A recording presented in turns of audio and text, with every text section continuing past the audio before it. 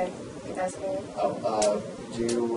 When did the program begin with the gardens and just the education on environments? Well, I think we started offering the course 3 or 4 years ago, and Danny Steiner got involved in working in the garden. He lives in the neighborhood.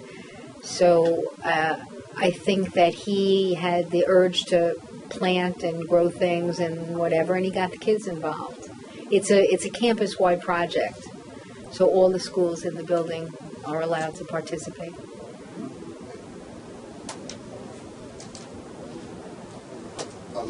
How do you get the students that are taking the course and the students that participate? Is there a number of students you're allowed to do it? The people that want to get in and can't get in? Or no, it's unlimited. I think I run 2 or 3 sections of that class, depending upon it's an elective science. If they've already taken bio and chem, or if they're not taking chem, they can take that instead. We have that as an elective science, and we also have a course called epidemiology. So mostly everybody takes one or the other. Some take both.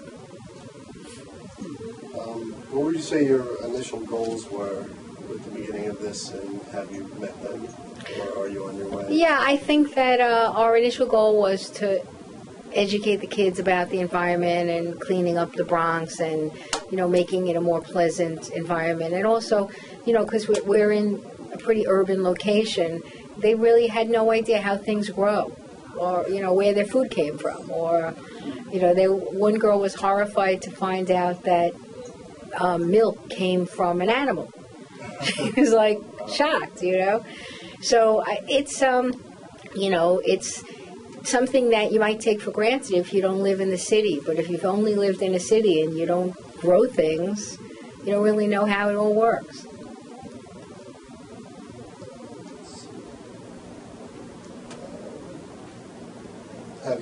Would you say the group has made any impact on the local environment yet? Well, I think so. The garden is pretty old. It's been in existence, maybe 15 years, 10 years. But the teacher who started it moved on to another school.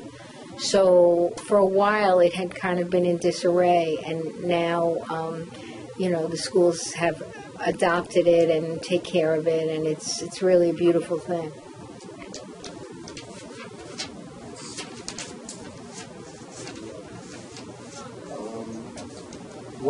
What sort of activities or projects do the students participate in outside of the garden? Is there anything additional? Well, they'll do cleanups around the area. In the spring they'll do. A couple of schools will participate, and they'll go outside and clean up, move twigs, branches, stuff like that, litter. But mostly, I would say it's focused on the garden and also growing stuff in the classroom. Yeah. Trays. Yeah. All right. Would you say that the students are excited about the program and getting more excited about the environment once they're out of the class? I think so. Actually, one of the girls in that class was really excited. I was in there about 2 weeks ago, and she was she wanted to start a farm, basically, on the 6th floor, which wasn't really a great idea, but she was very interested in animals and seeing how they could set up a positive environmental situation. And, in a real world, in a better world, if we had our own outside, we could have a great garden, I think Danny has a fish tank in there, too. That's about as far as we get with animals. That's great. That's all. Do you guys have anything you want to ask? What?